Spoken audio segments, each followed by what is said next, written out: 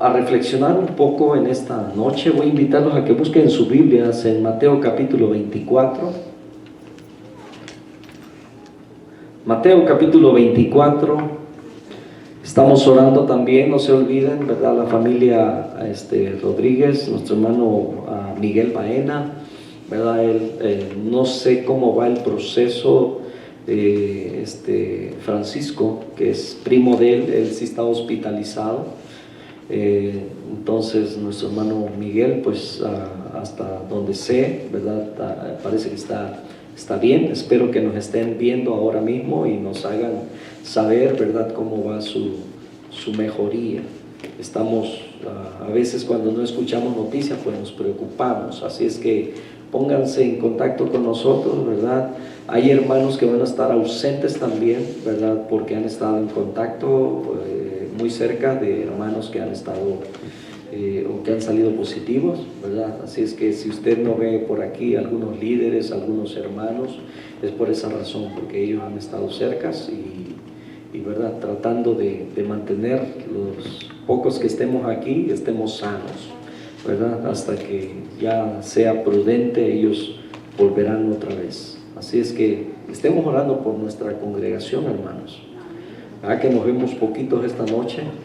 Yo espero que sean muchos los que nos están viendo y que a través de la transmisión, ¿verdad?, si nuestra hermanita Gaby nos estás viendo, ¿verdad?, que también queremos saludarla y decirle, hermanita, échele ganas, ¿verdad? Todos la queremos, la amamos y, ¿verdad?, a cada uno de los que nos están viendo y que tienen la imposibilidad de estar con nosotros. Así es que los extrañamos, por supuesto, en la casa, y algunos los estaremos extrañando quizás por más tiempo, ¿verdad? Así es que es sorprendente todo lo que está pasando. Nos estamos enterando que en la iglesia donde estuvimos hace muchos años, donde crecimos en nuestra juventud, ¿verdad?, en Mexicali, en este año se han ido varios, por diferentes razones, pero han muerto algunos por esta pandemia. Así es que a algunos les ha tomado por sorpresa, hermanos con los que han estado platicando el domingo y al siguiente domingo ya se fue, así, y jóvenes, ¿verdad? Entonces es algo que, pues, querer o no, ¿verdad?, nos sorprende, pero nosotros seguimos firmes en que con el Señor está mejor. Nada más que en nuestra naturaleza nos aferramos a este mundo. ¿Por qué? Porque a veces le tenemos miedo a lo desconocido. ¿Cuántos le tienen miedo al dolor? ¿Verdad que no estamos buscando tener un dolor de muela? Los que ya han tenido un dolor de muela saben lo que eso duele. ¿Y verdad que no les gustaría tener un dolor de muela? Los que ya lo han experimentado, ¿verdad? Las mujeres que han tenido un parto, la piensan para tener otro. Ninguna dijo amén, así es que quieren seguir teniendo hijos. No, gracias.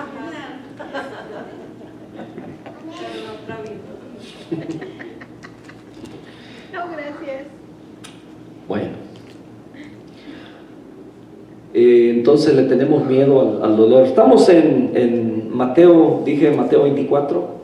Estamos ahí, así sentaditos. Vamos a darle lectura y quiero que reflexionemos un poquito acerca de lo que el Señor Jesucristo está diciendo hace 2000 años y lo que estamos viviendo hoy en día, ¿verdad? Mucha gente a veces hace referencia a lo que está pasando, ¿verdad?, pero no saben dónde se encuentra en la palabra.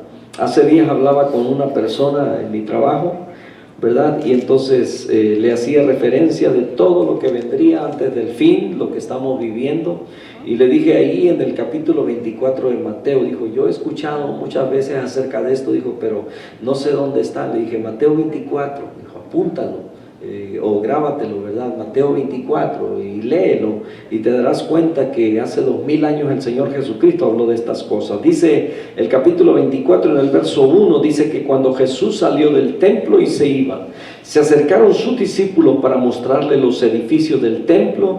Respondiendo él les dijo, ¿veis todo esto? De cierto os digo que no quedará aquí piedra sobre piedra que no sea derribada. Y estando él sentado en el monte de los olivos, los discípulos se le acercaron aparte diciendo, dinos, ¿Cuándo serán estas cosas y qué señal habrá de tu venida y del fin del siglo?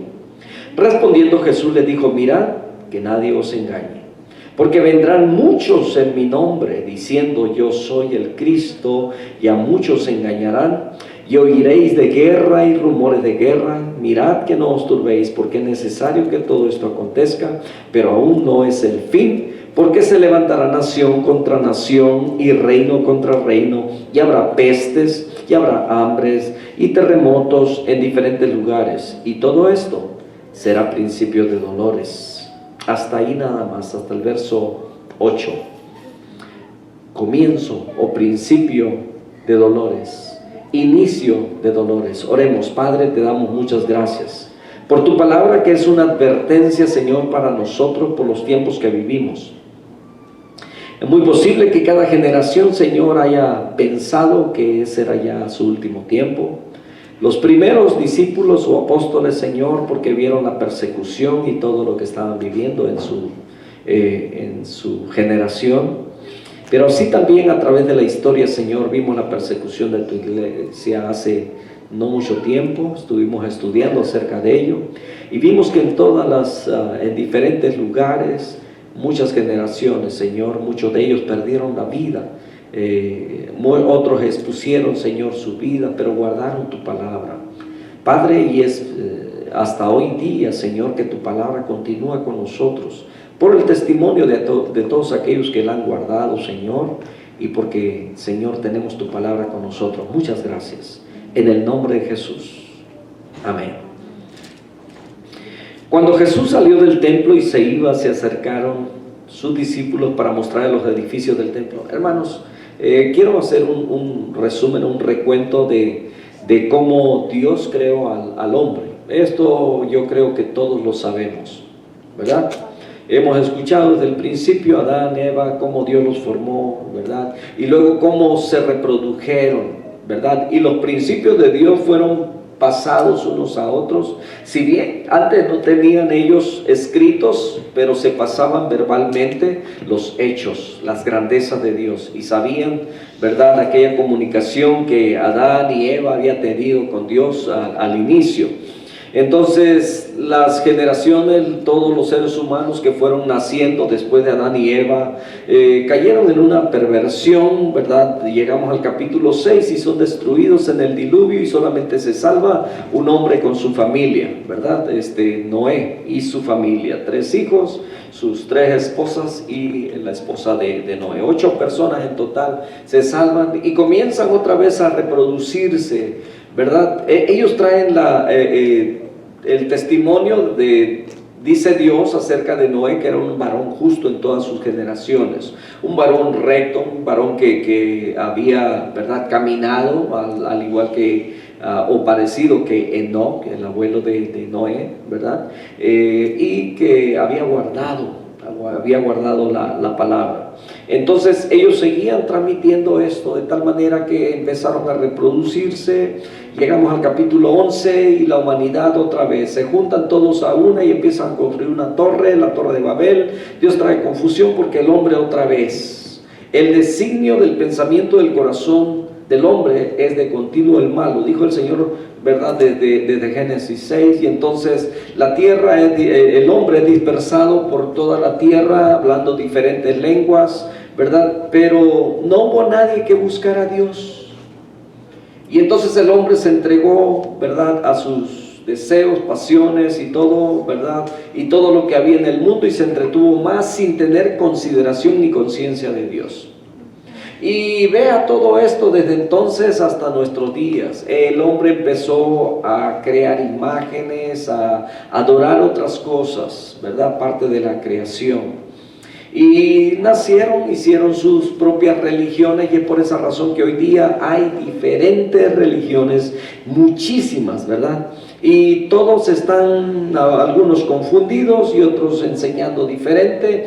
Algunos usan esta Biblia, pero la tergiversan y la usan solamente para su beneficio. Y hoy tenemos a todos aquellos predicadores de la prosperidad que solamente están sacándole todo el dinero que pueden a la gente, ¿verdad? Yo creo que estamos cansados, no solamente de hablar de esto, sino de escuchar y de ver que todo esto pasa en nuestra sociedad, en nuestro mundo, y cómo desafían a Dios en todo eso.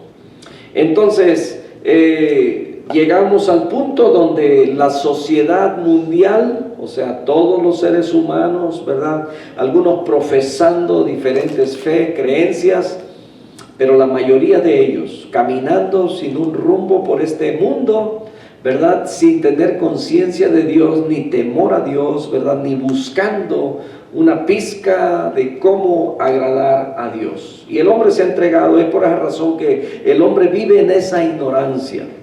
Llegamos a nuestro Señor Jesucristo. Cuando Él viene, se cumple la palabra acerca de la promesa de Dios de rescatar otra vez al mundo, de pagar el precio que se tenía que pagar por causa del hombre. Jesucristo nace, desarrolla su ministerio, llama a unos discípulos, los prepara por un periodo de tiempo, va a la cruz, les empieza a avisar de todos lo que viene, ¿verdad? Vieron grandezas en Él los discípulos y creyeron en Él por las señales que hacían, y todas las multitudes y los religiosos de entonces le seguían y creyeron en Él. De hecho, en el capítulo 3 de Juan dice que un hombre principal entre los judíos, o sea, no cualquiera, un hombre bien preparado, uno que conocía bien la ley, que conocía la profecía, que esperaban al Mesías, viene de noche a Jesús, Nicodemo, ¿verdad? Y le dice: Maestro, sabemos que has venido de Dios, porque nadie hace las cosas que tú haces si no estuviese Dios con él. Entonces le reconocieron, no solamente Nicodemo, sino que muchos, y aún en la dureza de su corazón, estaban convencidos de que Él era el Mesías, de que Él era el Rey. Y entonces Él estaba ya listo. Es por esa razón que en algunas ocasiones, cuando Él hacía un milagro, le decía a la gente que no lo dijeran, que no lo dijeran. ¿Por qué razón? Porque, bueno, ellos esperaban a un rey que los libertara del yugo, ¿verdad?, de Roma que tenían en ese entonces. Entonces ellos vieron en Él a un rey que podía darles provisión sin tener que labrar las tierras. ¿Se acuerdan que en una ocasión con 5 panes y 2 pececillos le dio a comer a gran multitud? Y entonces la gente dice que querían agarrarlo, querían tomarlo, ¿verdad? ¿Pero para qué? Para hacerlo rey, para que siempre les estuvieran nutriendo de pan y no tuvieran que trabajar. Y entonces ellos vieron el poder sobrenatural que tenía, que ejercía sobre los demonios, porque echaba fuera demonios, porque resucitaba muertos, ¿verdad? Resucitó a Lázaro, resucitó a una jovencita, una niña, ¿verdad? Resucitó al hijo de una viuda, la viuda de Naín, ¿verdad? Entonces vemos que la gente vio todo eso, veía todo esto, pero también que caminaba sobre el mar. Decían: este es el rey que nosotros necesitamos, porque tiene poder, tiene la provisión y tiene todo lo que nosotros necesitamos. Bueno, entonces la escritura nos dice que hacía falta una cosa, ¿verdad? Entonces todos los que estaban a su alrededor, y quizás también sus discípulos, pensaban: bueno, si Él tiene este poder y puede ejercer dominio, porque enseña con autoridad, porque hace todas estas cosas, ¿verdad? Camina sobre el agua, lo hemos visto levantar muertos, lo hemos visto sanar, echar fuera demonios, alimentar a tanta gente con poquito, ¿verdad? Entonces este es el rey que nosotros necesitamos. Este es el tipo de rey que necesitamos. Pero Él nunca tomó lugar por el lado de la política para decir: ahora sí, señores, nos vamos a levantar en contra de Roma, ¿verdad? Nos vamos a quitar este yugo que tienen sobre nosotros. Entonces ellos esperaban eso. Pero lo que sucede es que cuando el Señor Jesús sale del templo y se iba, se acercaron sus discípulos para mostrarles los edificios del templo. Respondiendo, Él le dijo: ¿veis todo esto? De cierto digo que no quedará aquí piedra sobre piedra que no sea derribada. Pero antes el Señor ya les había hecho saber, ¿verdad?, todo lo que Él tendría que padecer y cómo sería muerto, ¿verdad?, pero que resucitaría el tercer día. Entonces ellos como que empezaron a menguar en ese ánimo que tenían. ¿Cómo? Si este es el rey que necesitamos, ¿cómo es posible que ahora va a ser entregado, va a morir? Y entonces, ¿quién nos va a libertar de este yugo que tenemos? ¿verdad? Lo que no entendían ellos es que el evangelio que el Señor Jesucristo es un evangelio, es un mensaje de amor, de esperanza, de salvación, ¿verdad? Y que su reino, Él lo dijo una y otra vez, mi reino no es de este mundo. Amén. Por esa razón que hace como, que fue el domingo, no este que pasó, sino el anterior, hablábamos acerca de nuestra ciudadanía en el cielo, ¿verdad? Que el reino del Señor es allá arriba, en el cielo, no aquí. Y Él dijo, si mi reino fuera de este mundo, entonces mis seguidores vendrían y pelearían por mí, pero mi reino no es de este mundo, le dijo a Pilato. Entonces, vemos aquí, quiero explicarle un poquito acerca del templo. El templo, mis hermanos, fue destruido cuando los asirios, cuando fueron saqueados el reino del norte y fueron llevados cautivos los de Judá, ¿verdad?, para Babilonia. Los del norte fueron cautivos por Asiria. Entonces fueron dos diferentes naciones que vinieron y saquearon a Israel. Unos se llevaron cautivos a los del norte y otros se llevaron cautivos a los del sur, que representan a Judá. Y entonces el templo fue destruido, lo saquearon, se lo llevaron, lo quemaron, ¿verdad? Pero entonces, antes de que el Señor Jesucristo naciera, unos 20 años antes, Herodes el Grande empezó a construir el templo. Y en ese tiempo, ¿verdad?, según se cree que este Herodes, ¿verdad?, le gustaba sobresalir en eso. Entonces empezó a reconstruir el templo, de tal manera que el templo, dicen algunos que ni siquiera estaba terminado para el año 70 después de Jesucristo. Imagínense, 20 años antes del Señor habían empezado la reconstrucción y 70 años después todavía no se había terminado la reconstrucción. Sin embargo, ya habían puesto, ¿verdad?, el templo en su mayoría. Dicen que habían placas de oro que eran las que lo recubrían. Pero en el año 70 un general llamado Tito vino, ¿verdad?, cumpliéndose ahí la profecía que el Señor Jesucristo dijo que no quedaría piedra sobre piedra. Quiero explicarle esto porque a veces pensamos que es un edificio de piedra, ¿verdad? Y que porque usted ha visto construcciones. ¿Cuántos han visto casas construidas de piedra? ¿Ha visto casas?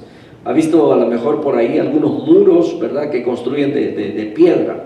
Es común para allá, para nuestro rancho. Aquí hay muy pocas construcciones de eso. De hecho, hace poco que íbamos para allá, para nuestro campamento, ¿verdad?, pasamos desviándonos por otro camino y llegamos a un ranchito donde había una casita. Se me hace que era de pura piedra, o sea, así se miraba. Entonces, y a veces pensamos, ¿verdad?, que la construcción del templo eran piedras como las que nosotros conocemos. Pero en realidad, ¿sabe usted que la grandeza de ese templo era, dicen, ¿verdad?, los historiadores, dicen que esas piedras eran labradas, pero escuche bien, algunas alcanzaban a medir hasta 20 metros de largo, una sola piedra, 20 metros de largo por 3 metros de alto por 3 metros de ancho. ¿Sabe cuánto es eso? Bueno, estamos más familiarizados ahora con los pies, ¿verdad? Entonces, si 2 metros son 6 pies, entonces son 9 pies, ¿verdad? Mis pies son más chiquitos que un pie, 6 pies. Más o menos así sería de ancho una piedra y luego de alto igual y luego imagínense 12 metros de largo.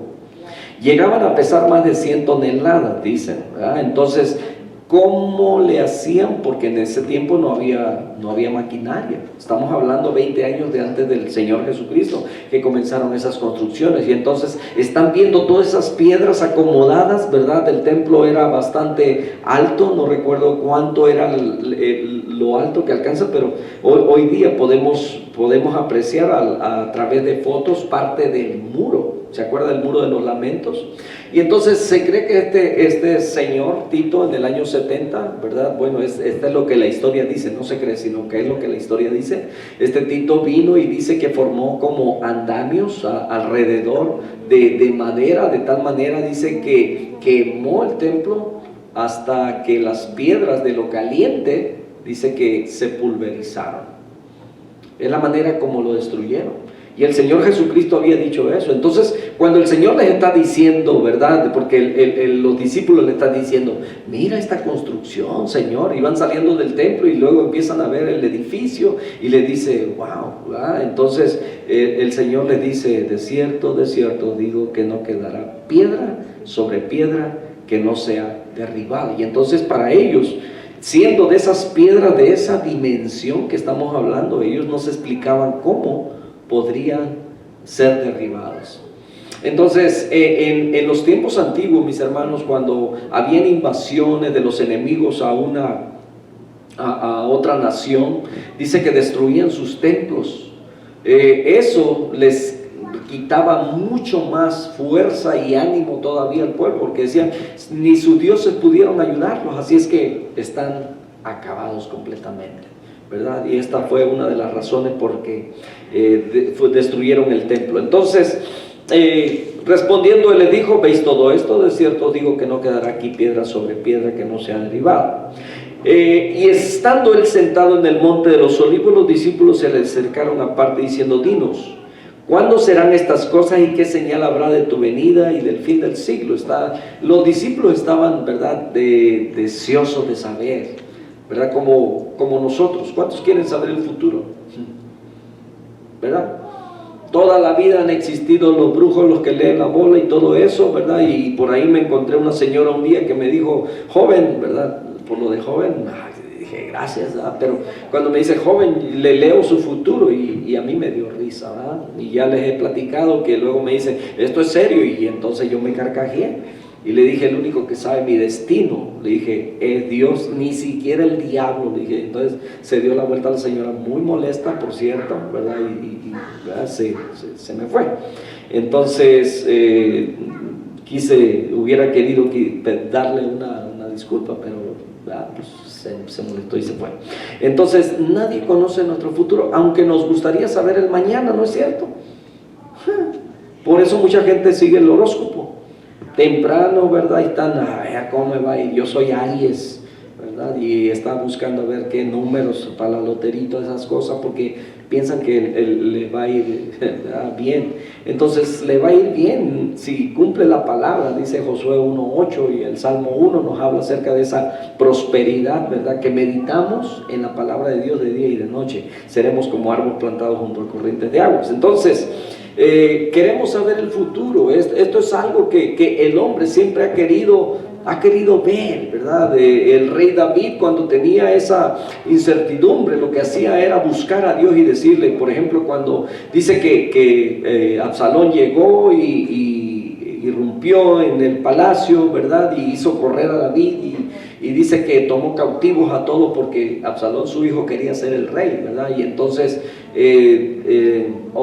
esta es en otra ocasión cuando dice que llegan los amalecitas, ¿verdad? Y se llevan cautivas a las mujeres de David y a las mujeres, a los niños y a todos ellos, y entonces él viene y clama, ¿verdad? Dice que lloran hasta que les faltan las fuerzas, pero ora a Dios y le dice, iremos detrás de ellos, y el Señor le dice, ve, porque ciertamente dice que vas a tener éxito, ¿verdad? Y ciertamente, entonces él se metía con Dios, y así mismo nosotros, mis hermanos, ¿verdad? Dice Santiago que nosotros no digamos mañana iremos y haremos esto, si Dios quiere, ¿verdad? Si Dios quiere, iremos, predicaremos, haremos esto, ¿verdad? Esa palabra como que se escucha bastante pesada por lo que lo usan mucho para otras cosas allá, ¿verdad? Eso de traficar, ¿verdad? Es hacer negocios, ¿verdad? Y tienen que ser, pues, negocios limpios, por sí.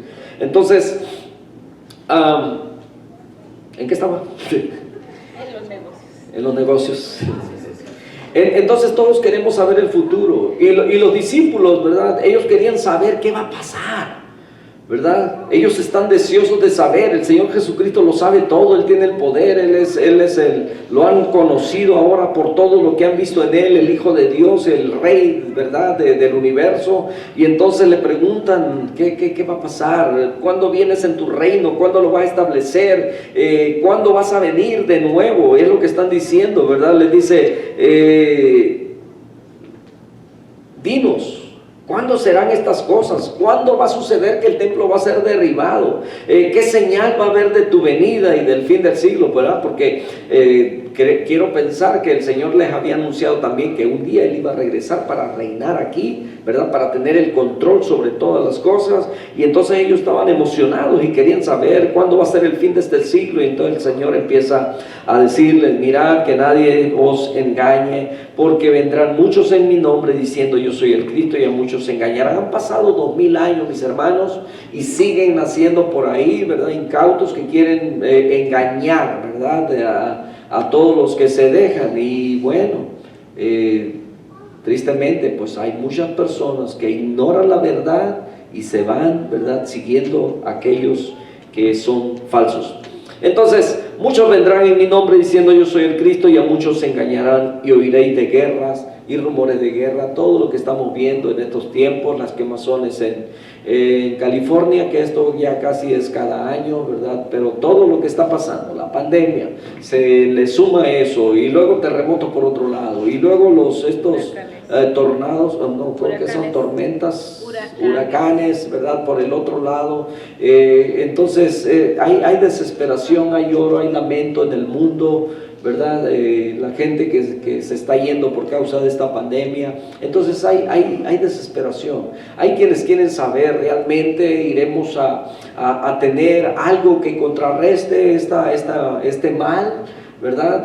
Se habla mucho de una vacuna, y hay quienes dicen ¿será bueno? ¿No será bueno? Hay quienes están a favor, hay quienes están en contra. Entonces hay mucho desconcierto en todo lo que estamos viviendo, lo que escuchamos diariamente, ¿verdad? Pero el Señor dijo que Él vendrá, ¿verdad? Todas estas cosas van a pasar, se levantará nación contra nación, y al parecer pues todo esto que estamos viviendo es parte de todo eso.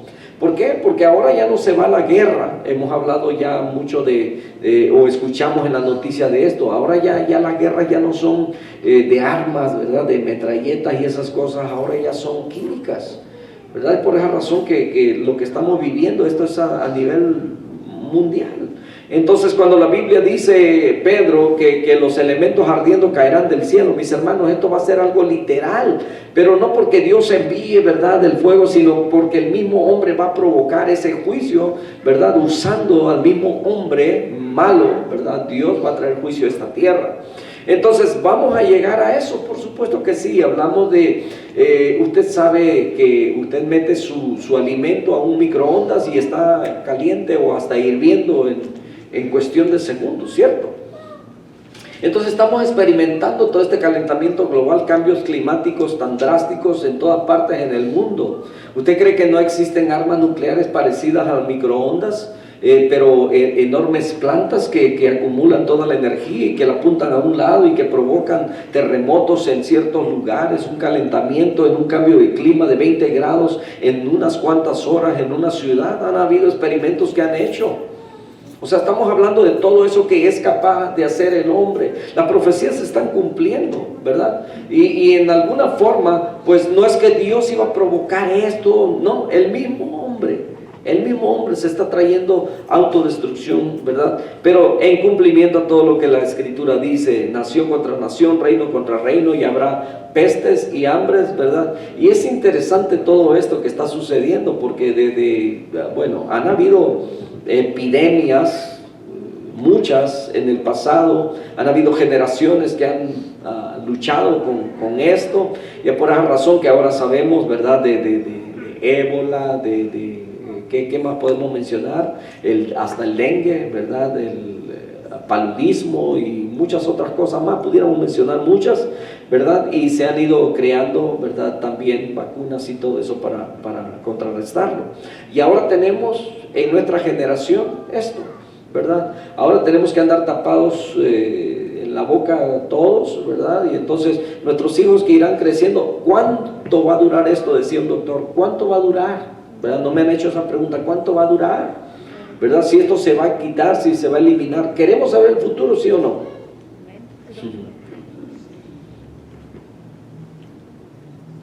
Nos es desconocido. El único que lo sabe es Dios. Pero somos llamados a perseverar en esa fe. Si es esto, ¿verdad? Vamos a pensarlo así. Vamos a vivir en paz, vamos a vivir en tranquilidad. si es este el boleto que Dios está usando, el medio que Dios está usando para sacar a su iglesia, pues gloria a Dios.